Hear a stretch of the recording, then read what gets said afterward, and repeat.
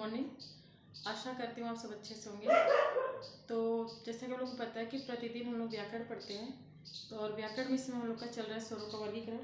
तो आज भी हम लोग स्वरों का वर्गीकरण ही पढ़ेंगे और उसमें आगे आज हम लोग पढ़ेंगे मात्रा के आधार पर स्वर का वर्गीकरण, भेद मतलब। तो उसको बताने से पहले मैं हम लोग से एक बात कह दूँ कि कल जो हम लोगों ने पढ़ा था स्वरों का वर्गीकरण में जिह्वा के आधार पे अग्र, मध्य और पश्च, वो तो सही था।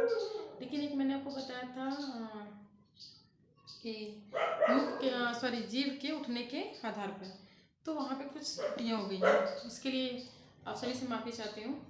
तो वहाँ पे होना चाहिए था आप लोगों का मुख के खुलने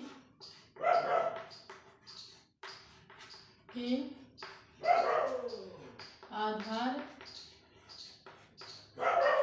पर, ये होना चाहिए था। आप लोग वहाँ पे डाल लीजिएगा मुख के खुलने के आधार पर। जो हम लोगों ने लिखा है ना, समृद्ध, अर्ध समृद्ध,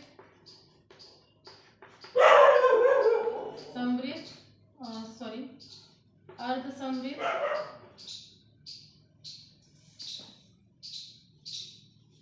और एक है विवृत, और एक है अर्ध विवृत।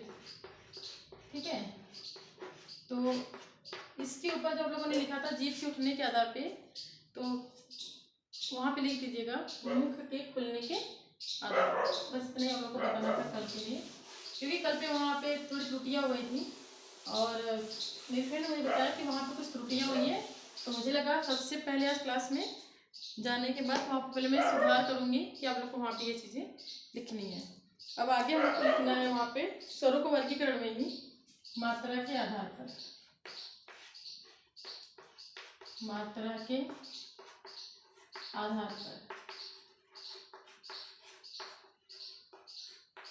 मात्रा के आधार पर जो स्वर के भेद हैं वो हैं आपके 3।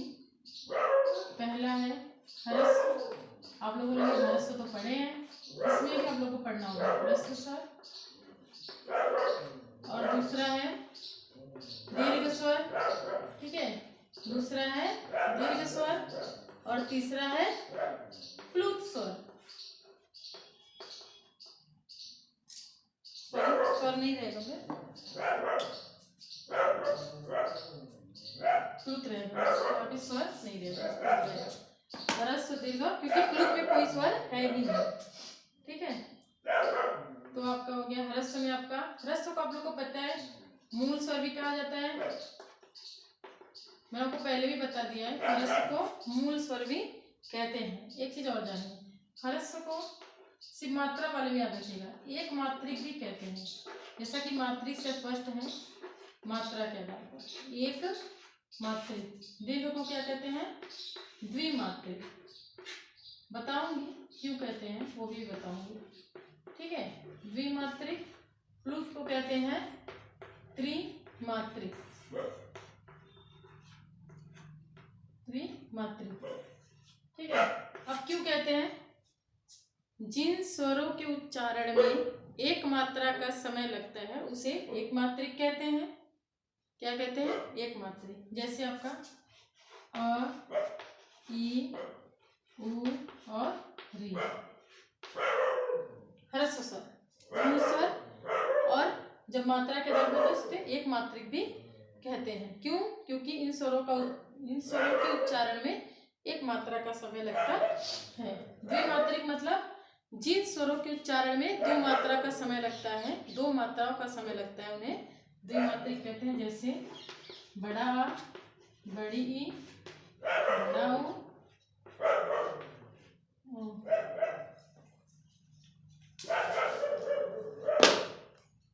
उसके बाद बड़ा उ के बाद ए, ओ और ये है द्विमात्रिक या दीर्घ स्वर। ठीक है, अब प्लुत त्रिमात्रिक, जिनके उच्चारण में स्वरों के नहीं, जिनके उच्चारण में 3 मात्रा का समय लगता है उन्हें त्रिमात्रिक कहते हैं।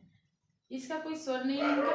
यहाँ पे एक चिन्ह है जो कि 3 के आकार का लिखा होता है, और इसका प्रयोग होता है ओम में। आप लोगों ने देखा होगा कहीं कहीं पे ओम ऐसे लिखा होता है, ऐसे, ठीक है। तो यहाँ पे इनका प्रयोग होता है। ह्रस्व स्वर को मूल स्वर कहते हैं, लोगों को पता है, लेकिन मात्रा के आधार पर जब ह्रस्व स्वर, दीर्घ स्वर, गुरुत आते हैं तो ह्रस्व को एक मात्रिक भी कहते हैं, क्योंकि इसको पढ़ने में 1 मात्रा का समय लगता है, और दीर्घ स्वर में द्विमात्रिक 2 मात्राओं का समय लगता है, और त्रिमात्रिक में 3 मात्रा का समय लगता है। तो कहीं कहीं पे आप लोगों को मात्रा के आधार पे स्वर के भेद 2 ही दिखेंगे, लेकिन आप लोग जानते रहिएगा 3 है, क्योंकि डॉक्टर वासुदेव नंदन की एक पुस्तक है व्याकरण की, और बहुत सही पुस्तक है, क्योंकि बहुत सारे एग्जाम में ज़्यादातर उनके पुस्तक में प्रश्न आते रहते हैं। तो वहाँ पे 3 दिया गया कि मात्रा के आधार पे स्वर के भेद कितने हैं, 3 हैं। तो स्वरों के वर्गीकरण में आप लोगों ने जाना,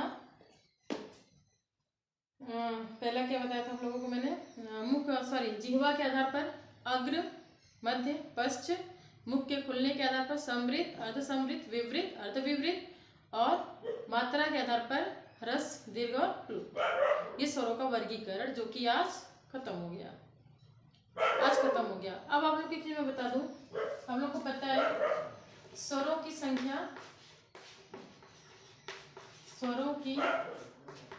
संख्या कितनी है, 11। तो जो स्वरों की संख्या 11 है, तो मात्राएं कितनी होंगी, मात्राएं कितनी है, मात्राओं की कितनी संख्या भाई, प्रश्न आया भी है 10। कितनी है, 10। क्यों? क्योंकि अ की कोई मात्रा नहीं होती, अ की कोई मात्रा नहीं होती। ये भी प्रश्न आया हुआ है, किसकी मात्रा नहीं होती है, तो अ की मात्रा नहीं होती है। आज थोड़ा सा आवाज मतलब बाहर से भी आ रहा है, उसके लिए सॉरी। तो ये याद रखिए कि स्वरों की संख्या 11 है और मात्राएं कितनी है आपकी, 10 है।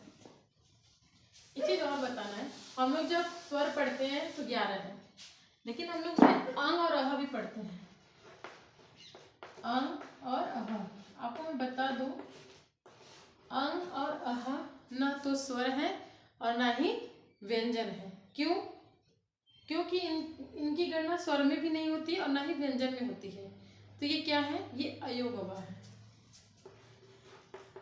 याद रखिएगा, ऐसे ही डायरेक्ट प्रश्न पूछा है कि अयोगवा कौन से वर्ड है, ऐसे दे देगा अयोगवा है, अ है, आ है, अंग है, ई है, कुछ भी देगा। तो आपको अंग और अह दोनों अयोगवा है, ये याद रखिएगा, बहुत इंपॉर्टेंट है और बहुत जगह पूछा भी गया है कि अयोगवा है।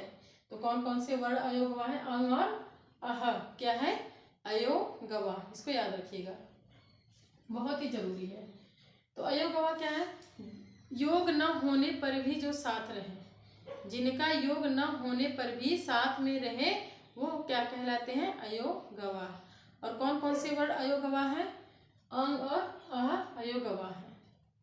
प्रश्न ऐसे ही पूछा है, अयोगवा है या अंग क्या है, अह क्या है, तो आपको याद रहना चाहिए कि अंग और अह क्या है, अयोगवा। तो आज स्वर खत्म, कल से हम लोग पढ़ेंगे व्यंजन, ठीक है। कल से आपकी मतलब व्यंजन पढ़ेंगे, तो फिर व्यंजन पढ़ाने के बाद धीरे धीरे आगे चलता रहेगा वैसे ही। तो आज बस इतना ही, धन्यवाद।